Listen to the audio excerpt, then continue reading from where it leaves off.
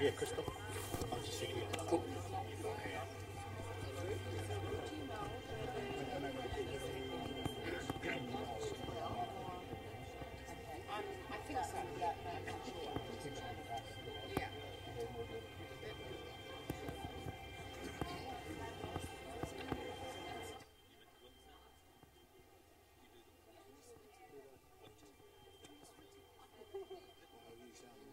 I'm replacing Witi and Paula.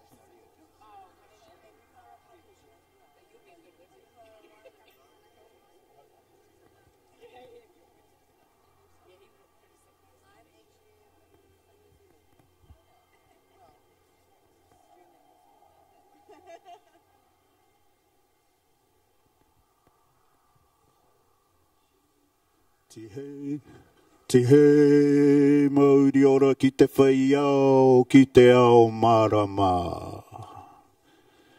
In the beginning, there was nothing. The unknown nothing, the unseen nothing, the dark nothing.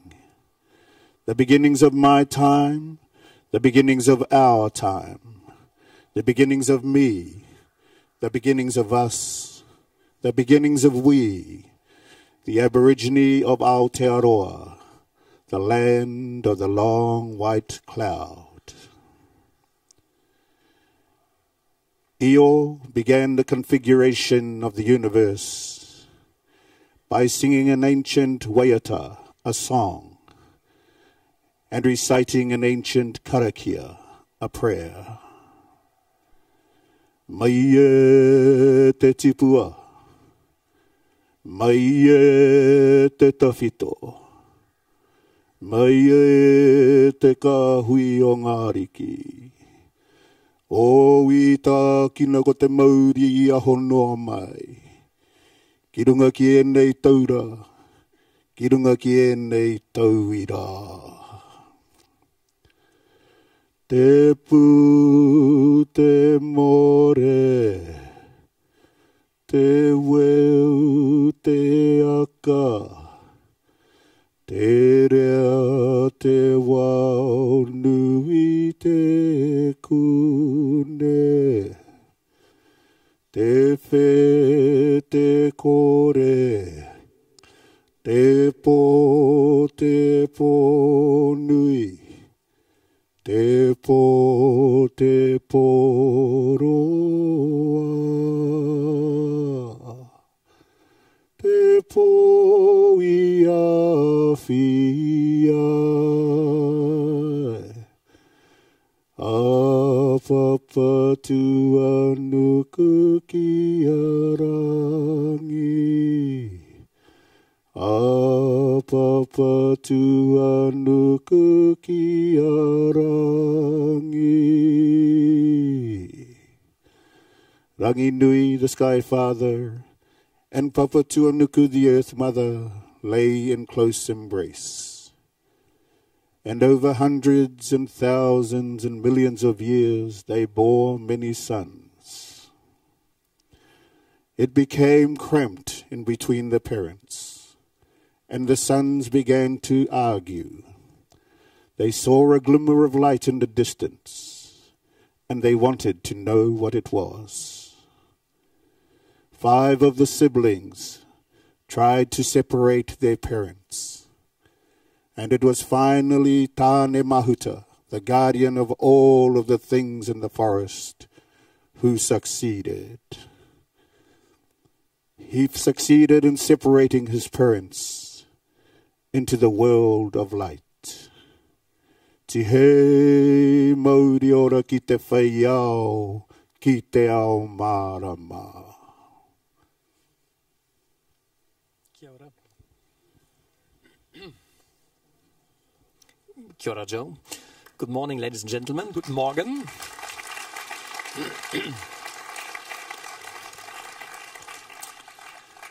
You might have noticed this is going to be a very different session from all the others. That was Joe Harawira, storyteller, greeting us all and opening this session with a traditional story.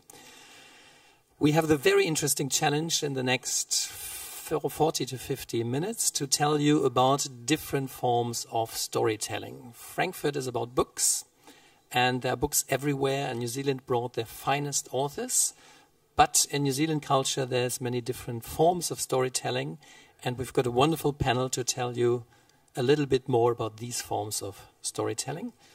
My name is Christoph Mücher. I used to be director of Goethe Institute in Wellington, so I'm not a traditional Maori storyteller. And some of you might miss Witi Ihimaera, the man who kind of put New Zealand on the consciousness in Germany. The lineup was changed to give you the opportunity to learn more about non-writing Maori history and tradition. And on the way to this panel, some of you might have passed a little small carved house at the Agora, and the men who are working there constantly without fatigue are James and Karl. So maybe you could explain us a little bit about the meaning of this house and what you're actually doing there. I mean, James, you've been working the whole week like mad. What's going to be the result? Oh, kia ora tātou, Karl Johnston tōku ingoa. My name's Karl Johnston, and I'm the director of the New Zealand Māori Arts and Crafts Institute. For us, participating in the Frankfurt Book Fair was about bringing, I guess, a range of our storytelling mediums. One of the most time-honoured, and James, who's kindly passed the question to me, is our tumu, our head of school of the National Carving School in New Zealand, and known as whakairo rako, or wood carving, and it's a very intrinsic part of I guess the fabric of our culture. It's in many ways the medium that was traditionally used, one of the mediums that was traditionally used to capture stories, to memorialise ancestors, and generally they found their place within a structure called a whare whakairo, or a carved house. Those carved houses remain the pillars of our society today. Without those meeting houses, we don't have community. Without community, we don't have our tribal constructs. And so they fundamentally are still the pillars of our identity. So in order to maintain our identity at a tribal and sub-tribal level, we need these houses. They're places we come together to mourn. They're places we come together to celebrate, to tell stories, to transmit ancient histories, to talk about modern issues. And so they are as much a part of who we are and who we continue to be today. Anything to add, James? Was your director right? Kia ora. Kia ora. Just start off with what Joe did. There's a science behind it, written by Stephen Hawkins. Talks about black holes, a moment in time. It's all in what he did. My job is to take stories and give them relevance to today's people, to our young people. And that's one of them, talking about black holes in space. That's how the universe was created. It's try to physicalize our history and try and bring science into the equation, try to bring other things into the equation, and put it into a wooden tablet. Hopefully 150 years from now, when the house falls down, someone will be able to decipher what we've written. Pretty much like the hieroglyphs. It takes a while, but you get there. Kia ora. Thanks, James. Probably all of you who sit here have seen the wonderful opening and the welcoming of this group. And if you compare these guys who sit here, they look a little different, and I think this is very important. It's important for us to know that contemporary Maoridom is not only about this, but it's just like people like Paul and Richard. So you might be telling the folk here what you are doing and what form of Maori storytelling you do. I know it's been a long night yesterday. Come on. Oh, kia ora. I'm Robert Sullivan. I come from a rather large tribe called Ngāpuhi Nui Tonu in the far north of the North Island, Kaitahu in our South Island, Ngāti Raukawa near the head of our fish of the North Island, It's an honour to be here with our leading carvers, writers, storytellers. I know that I know this because Joe Harawira taught me this. When we use our myths, there is so much truth in each myth. So I always hear the word truth when I hear myth. And for me, the origins of our people and the stories that we held on to for at least 1,000 years, and if you go back to our tupuna in the Pacific for thousands of years, those are truths worth carrying. So for me, as a poet, I'm very lucky that I can hold on to those touchstones, those lodestars of our people. Ngā mihi kia koutou.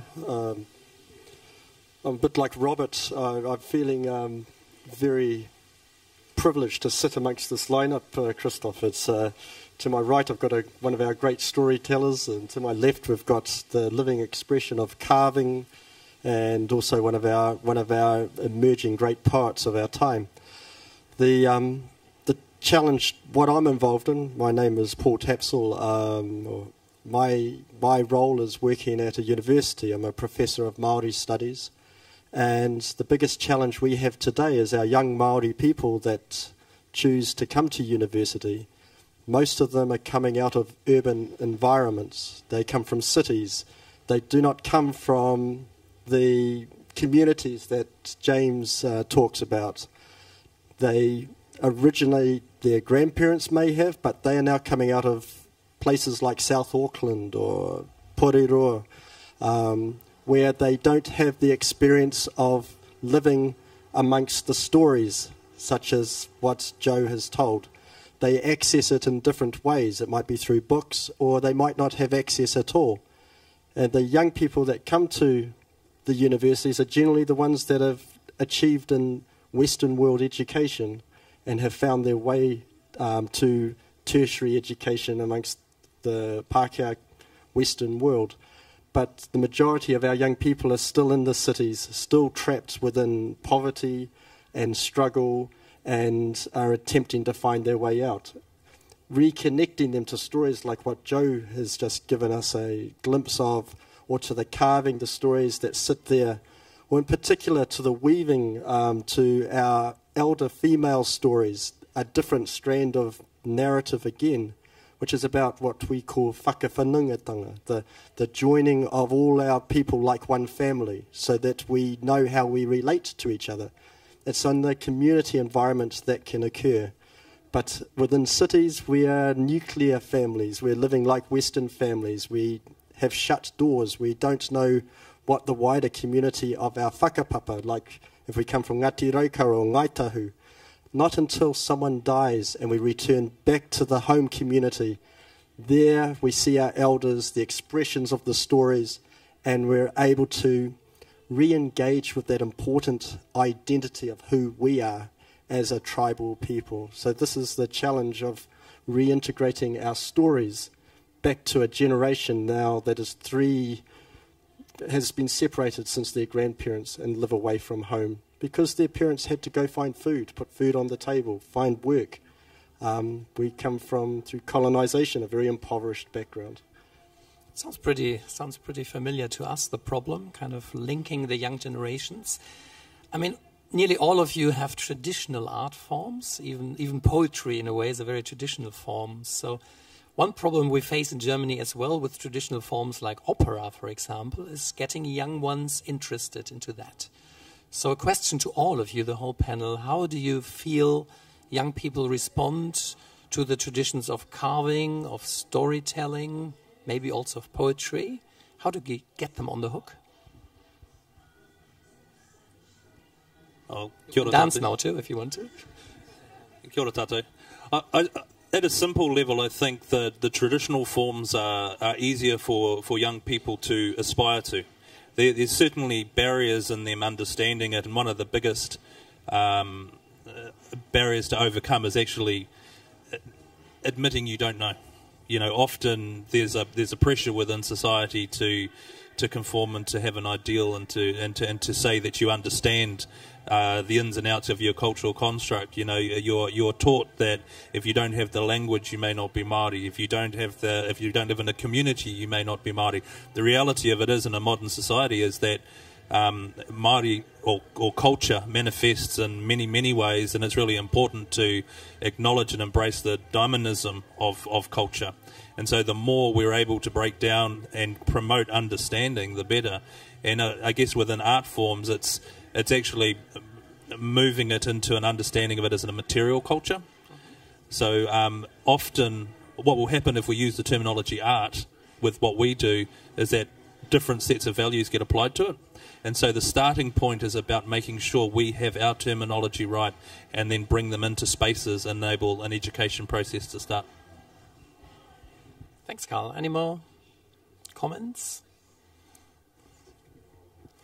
I guess one of the good things about having a traditional way of doing things, there are no failures. You don't set a test, you just participate. Kia ora. You must a little bit more into detail with that. So the concept of not failing in traditional disciplines.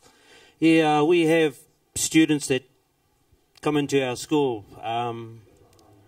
brought to us by their tribes. It's the tribe's responsibility to make sure that their students that they bring to us succeed. It's our job to give them the technical skills and whatever they need to achieve at home. It's up to the tribe to do the rest. It's not our job.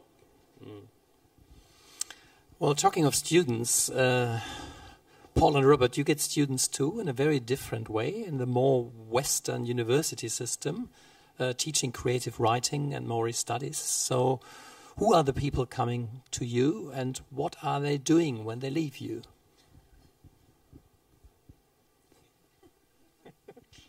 You won this time. We lost. The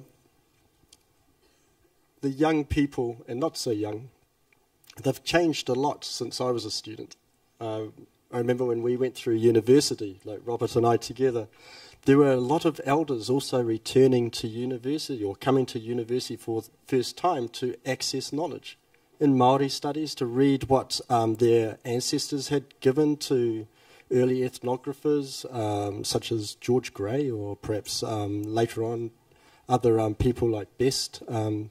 And out of this, they gained a better understanding of their trajectory. What we were lucky with is that these elders that came were fluent in their language, they were fluent in their culture, and I mean, growing up, I grew up in South Auckland, and to be exposed to these elders at a young age, it took me only 11 years to do my first degree, so I took a long route. But that's not untypical of my generation. The young people today are a lot more motivated. They know exactly what they want. They're constrained by having to get student loans. They have to get in, they have to get out. And what I try to bring to my courses anyway is the storytelling sitting behind taonga, behind cultural treasures, and how these cultural treasures from different tribal regions are vehicles for them to understand what Ngāti Awa, how Ngāti Awa sees the universe, or how Ngāti Raukawa sees the universe, or how Te Aroa might see the universe. But it gives a sense of identity that's not just about being pan-Māori, pan-tribal, but actually down into your own whakapapa, your own genealogy. And then when we get to a point of about 4th year, 5th year, then they start to re-engage with their communities.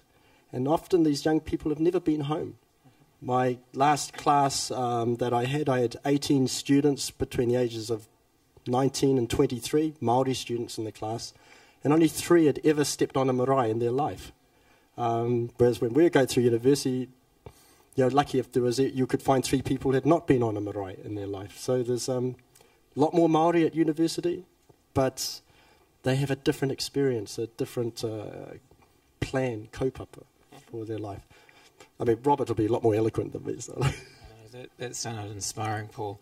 I teach in South Auckland, where Paul's from, so we must get you to our school. That would be terrific. and the students there come from all walks of life, and I've just been really lucky to teach some great new poets. Like, they're really into hip hop and spoken word, and so they've done things like gone to the United States Poetry Slam in San Francisco this year. And another poet's based at a Hawaii residency. His name's Darren Kamali. Darren's from Fiji, and he talked to me about the giant squid. And I sort of got cosmicked out when I first met Darren, because we started talking about these giant squid, because, you know, my ancestor Kupe followed the wheke, or the he'e, all the way from our ancestral homeland to Aotearoa.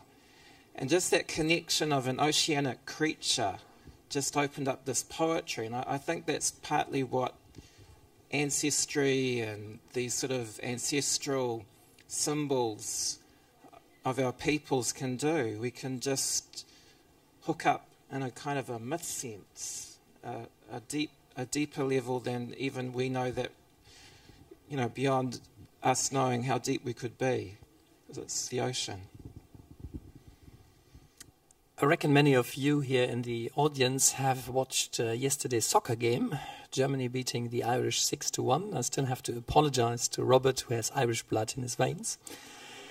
And amongst our football players, there's this odd fashion of getting more and more tattooed.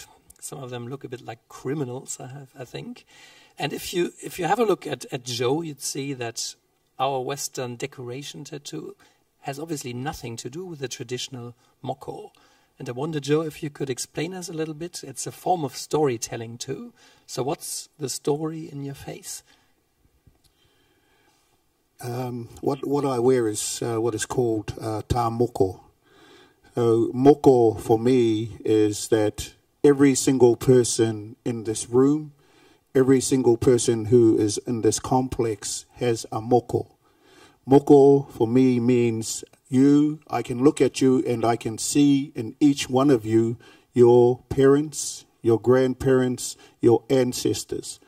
In other words, you are the living symmetry of those who have gone before.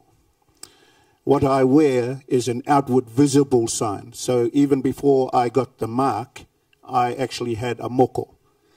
These young gentlemen here all have moko just as you do.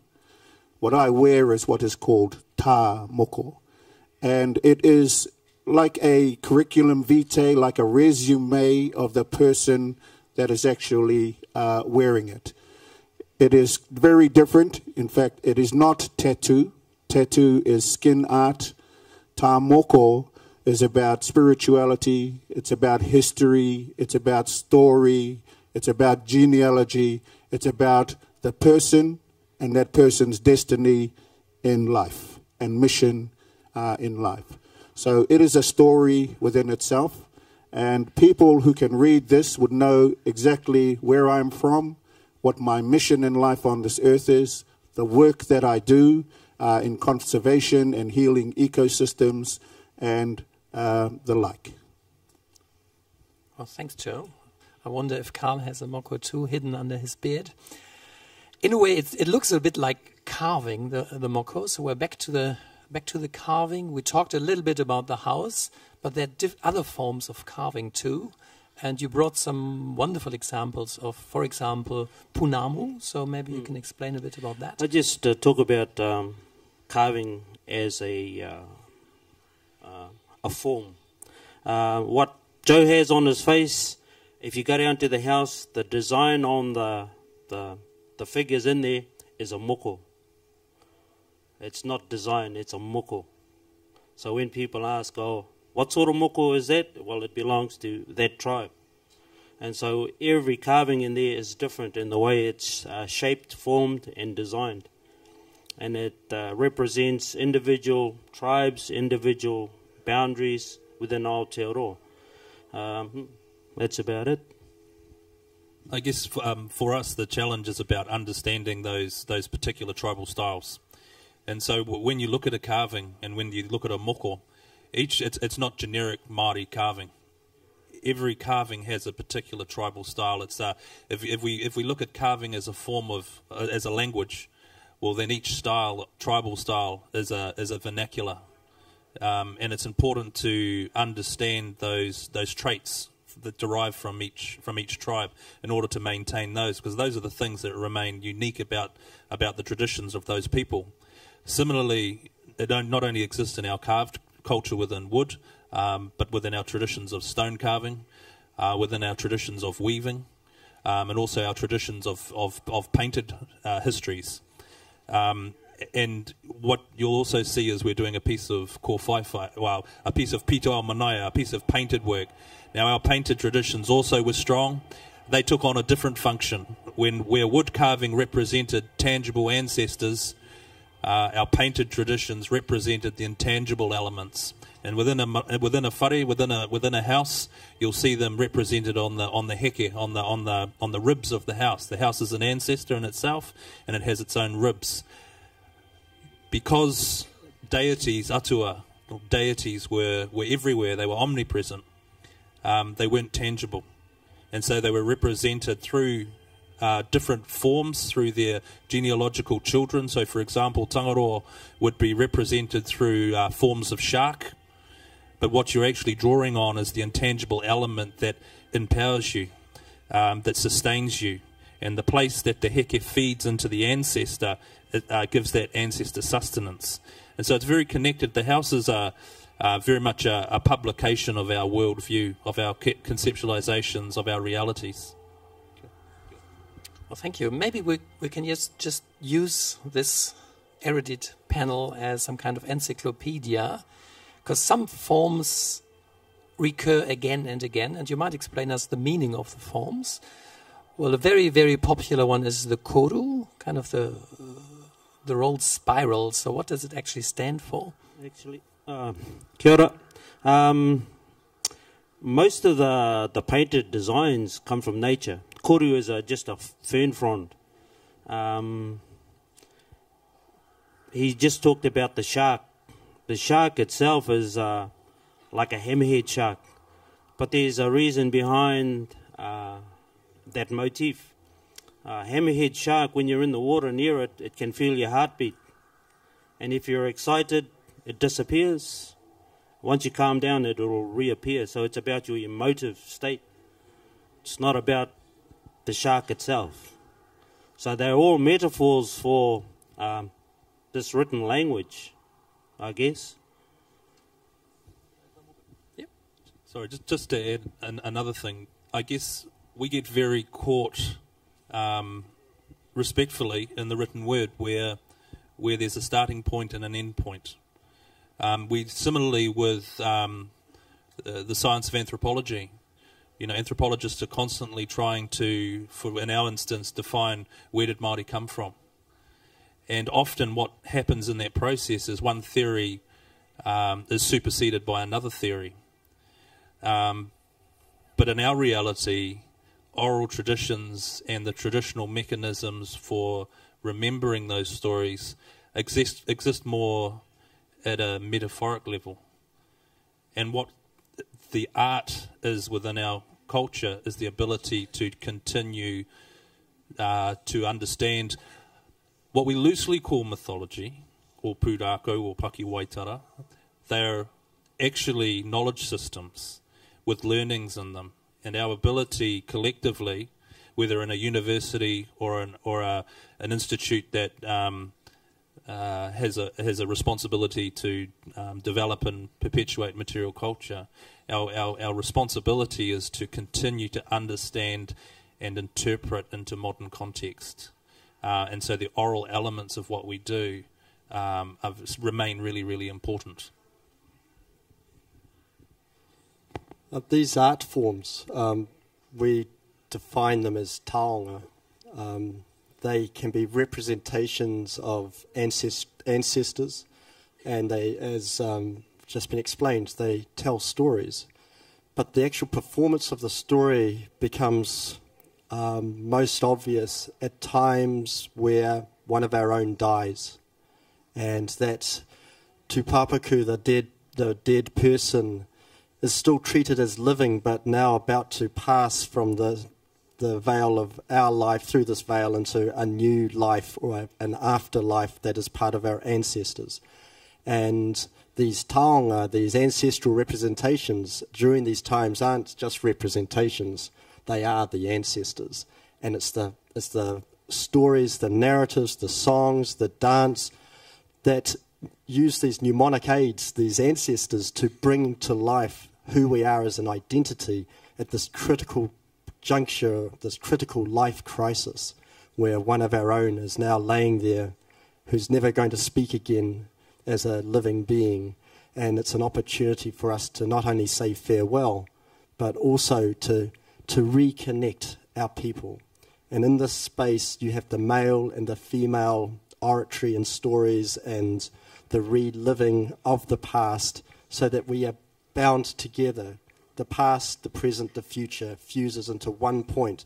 And it's this artwork, these taonga, the house that the person who's passed away rests in, the taonga around our necks, the taonga that are laid onto the tūpapaku, onto the dead person, the taiaha that might be used for the performing of a rero. These are all moments in time when we can transfer the knowledge of our ancestors now to another generation.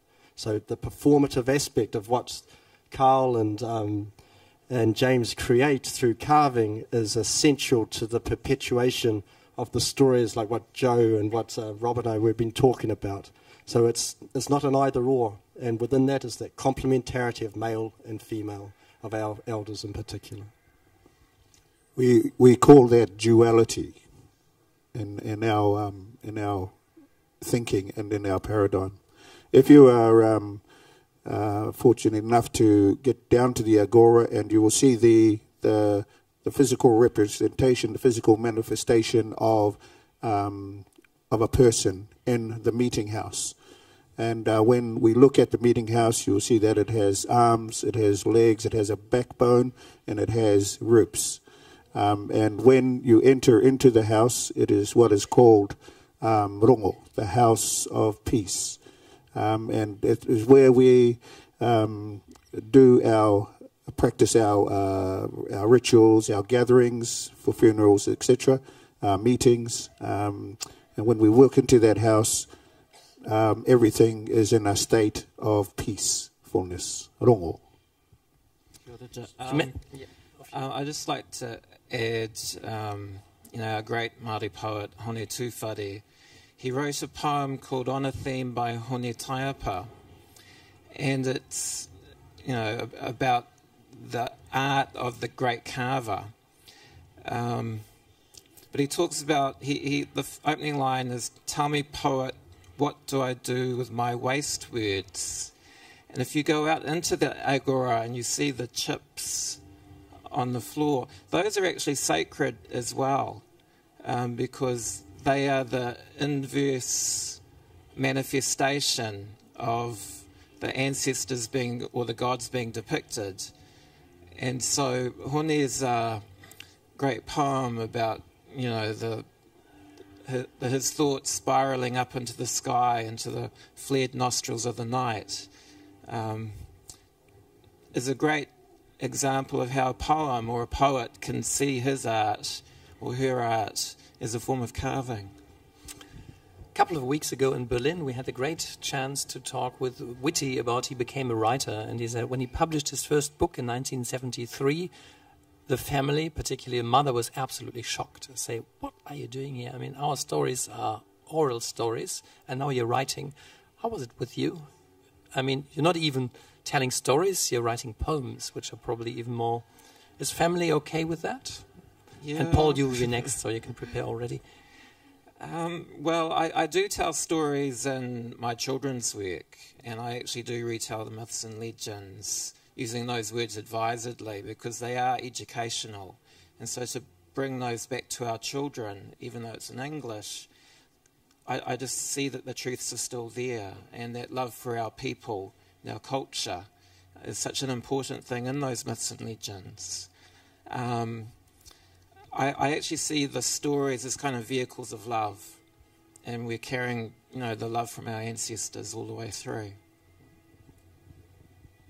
Can I just say something?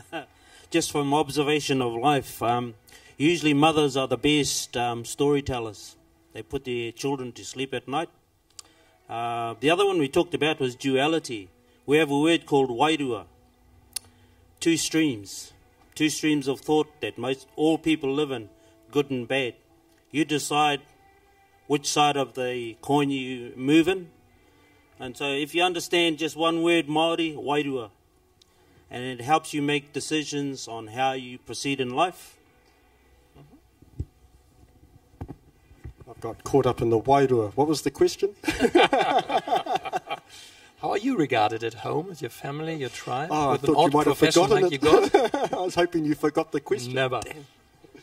The one example I can give was when during the time I was doing my studies and I went home and started to become very much involved again in my community.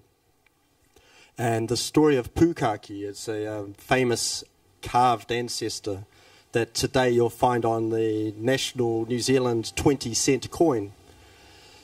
The knowledge that I was receiving had never been written down. And at the time I was given it, others had pursued it. I hadn't pursued it. The elders had pursued me to record us. So it was the first time into writing.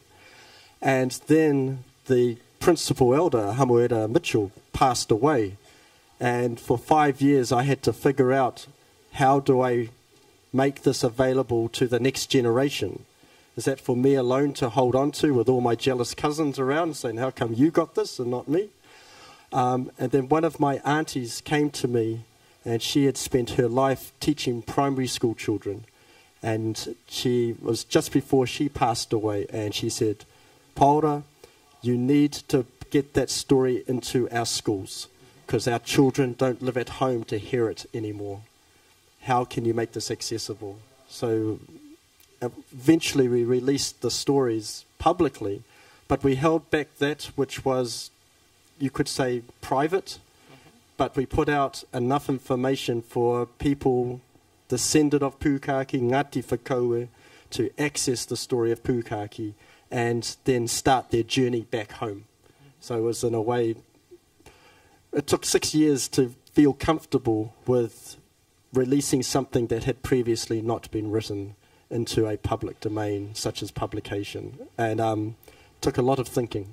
But fortunately, I had a lot of good support from the whānau, from the family, and the wider elders. They saw, like Robert, it's about heart. And if we don't look after the next generation, if we don't adapt, we risk becoming irrelevant and as a culture dying. So we have to move with our times, but we have to hold on to the principles that maintain our identity. So this is the challenges of our generation, just like the generations before have had their own challenges, going right back to the times of survival, life, death, crises, etc. Somehow that brings us to the really interesting question about bicultural New Zealand. It's a big, big subject. I mean, we know, all of you know, there are two different heritages. People coming from Britain, from Scotland, from Ireland, trying to transform this country into a New England, which has been promised to them. And then, obviously, the Pacific people who came on their waka hundreds of years ago. So, first error in our minds, as Germans interested in New Zealand, would be to thinking they are completely separated groups, which is not the case. Very often you have a father who is Maori, a mother who is Pākehā, or the other way around. And I mentioned before your Irish roots. How does it feel in a practical way? How do you feel? Are you Irish? Are you Maori? Are you... Well, I don't. Do you celebrate St. Patrick's Day wearing green? Or sometimes I do. Yeah, sometimes if I'm up for it. You know, my first Irish ancestor is actually a whaler. We think he was from Nantucket back in the 1830s.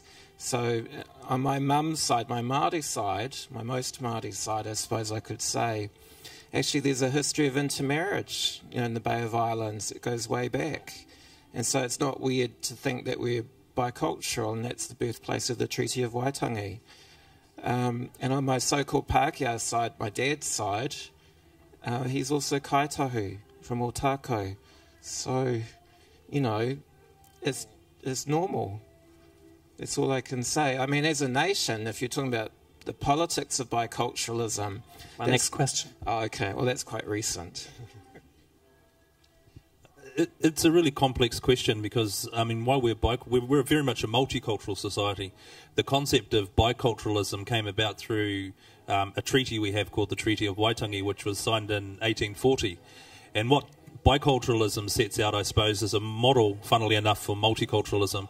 Biculturalism sets out a framework that acknowledges first and foremost tangata whenua, or people who had the initial relationship with the land, on one side of the partnership, and on the other side, those who were welcomed in through a legislative passport through the Treaty of Waitangi.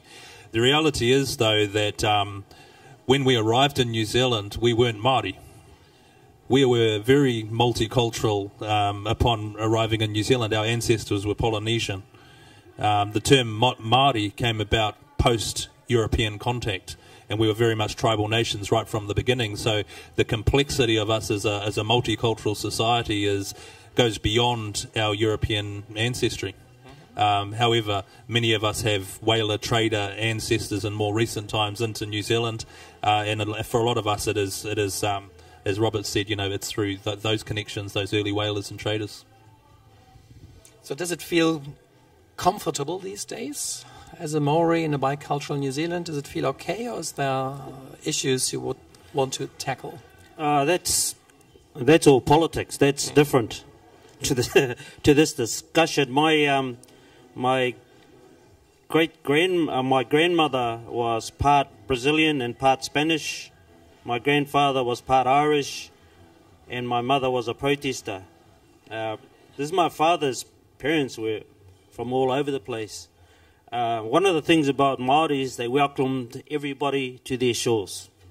They fed them, they clothed them if they had nothing. Ko manaakitanga is looking after the poorest things of your society, which the sailors were. And so they looked after them. And usually, if they were traders, they usually ended up with the chief's wife, with the chief's daughter, sorry. Both. in exchange for goods like muskets, gunpowder, you name it. So you find that most families that have foreign names in Māori society were usually the descendants of fighting chiefs who wanted to trade, mostly for muskets. Kia ora. This concept of manaakitanga it's a core tenet of our culture, and no matter where you go within New Zealand, you'll see it practiced in different ways. It was identified by the early missionaries as something quite different. It was identified, if you were to go to a pā, you'd see these things called storehouses, pātaka, and they were the highly embellished food houses that were on stands. And the idea of the stands, the legs were to keep it away, to keep predators away from the food and to allow air to circulate under it. But they were statements of our wealth. Statements of our wealth, because our wealth was about our ability to give. And one early Christian actually said, early missionary into New Zealand said, in order to convert Māori to Christianity, we must first teach them to be greedy. And, so it's a really interesting concept. To give prestige to a person is to be able to give, I suppose, to host without exception and beyond expectation. And so as a core value that we struggle to continue to implement in its truest form in modern society, it kind of informs a lot of how we think and of our worldview. And go ahead, that's good. The flip side of manaakitanga is utu, or reciprocity. So it's always good to be a great host, but there's an expectation on the visitor to be a very good visitor.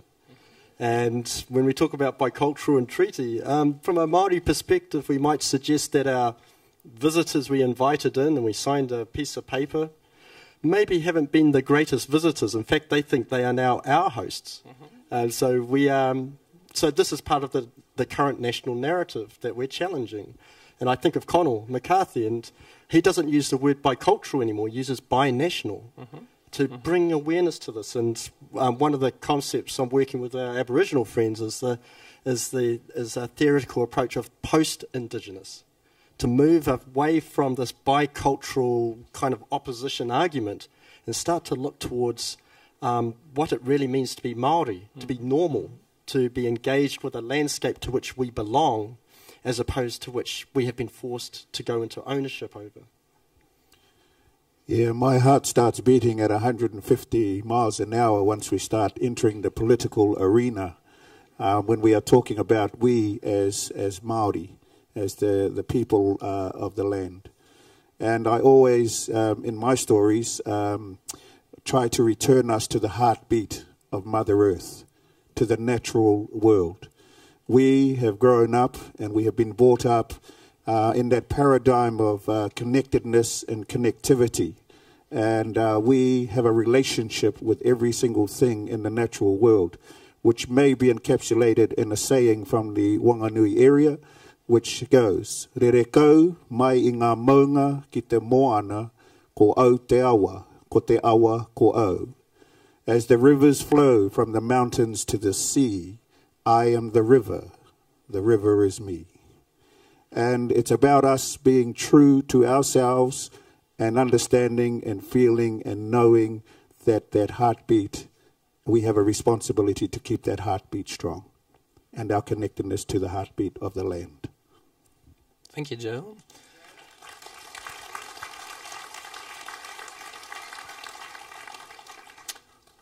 Paul, you mentioned being a good visitor, and that's actually something that's probably of interest for these people sitting here. I remember when I was traveling New Zealand, East Coast, you were approaching one of these wonderful meeting houses, and I was actually very curious to see what's on there, but I was very, very unsure how to behave in the right way. So maybe you have some advice for these people who already booked their Air New Zealand ticket? Kia ora. Well, I guess for me it's we have a problem as a race ourselves, because we treat these ancestors, which they are, as houses, not as ancestors.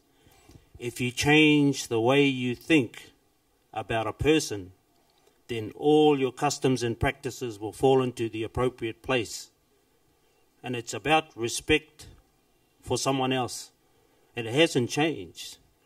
If you look at a house, it's a person. Treat it like a person. Treat it how you would treat yourself.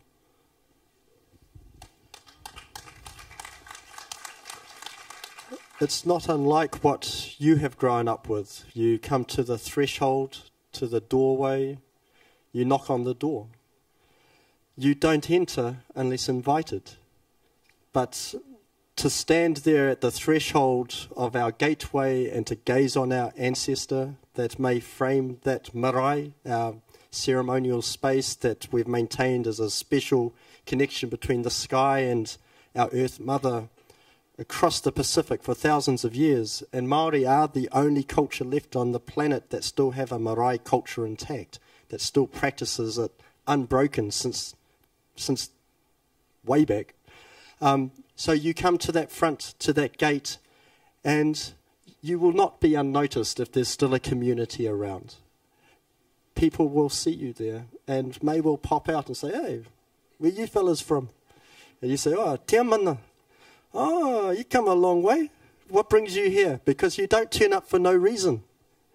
A visitor always arrives at someone's door for a reason.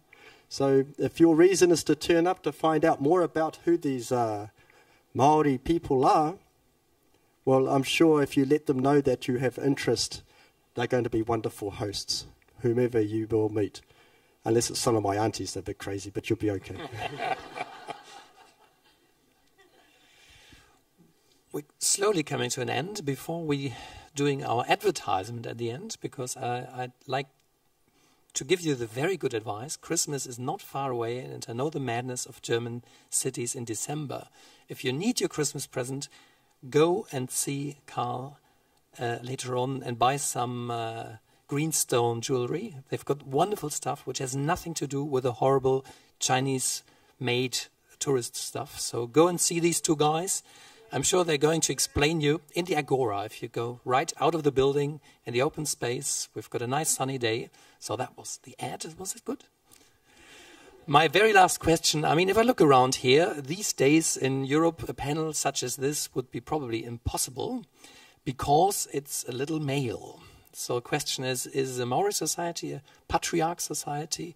I mean, saying this, I always have Kathy in my book, so she has a very strong female voice, but I know.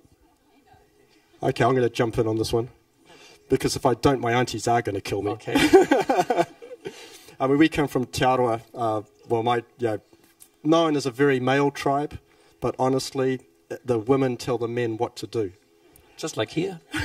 The men stand up and they make it look good, and they do all the flash kōrero, to talk in their language to the visitors. But ultimately, just like us sitting here, there's a very strong mother or auntie or grandmother that has not only supported us in our youth and growing up, but they continue to make sure we toe the line. So I'll leave it there because I know we're running out of time. But women, it's complementarity. Women are very powerful in our tribe still. I guess the outside of the carved house is the domain of the men. The inside is the domain of the women. Simple as that. But nobody can go on to the marae at all unless the woman does the karanga. So if they don't like it, you won't be invited in. So they actually have a lot of power. Actually, can I? It's not up to it's whoever question. can do a karanga. There have been some mope that have gone on with no women, and so the men have done it. So it's not just about the woman, but to separate the two jobs inside the whare, not the wahine. I just want to say that the women are very, very important. It is very, very important for our men to respect the women because they are the procreators of life. They are the bearers of future generations of future leaders. And so our role is to support the women. It is actually the women who are in control, behind the scenes. I think there's nothing to add on this, and this was a wonderful way to finish this session. A big thanks to the organizers who've been wise enough to invite these folk to tell you more about a very, very important side of New Zealand culture. Big thanks to you on an early Saturday morning. You may go out and have your beer now. Thanks for coming, kia ora, and see you all down there at your aunties.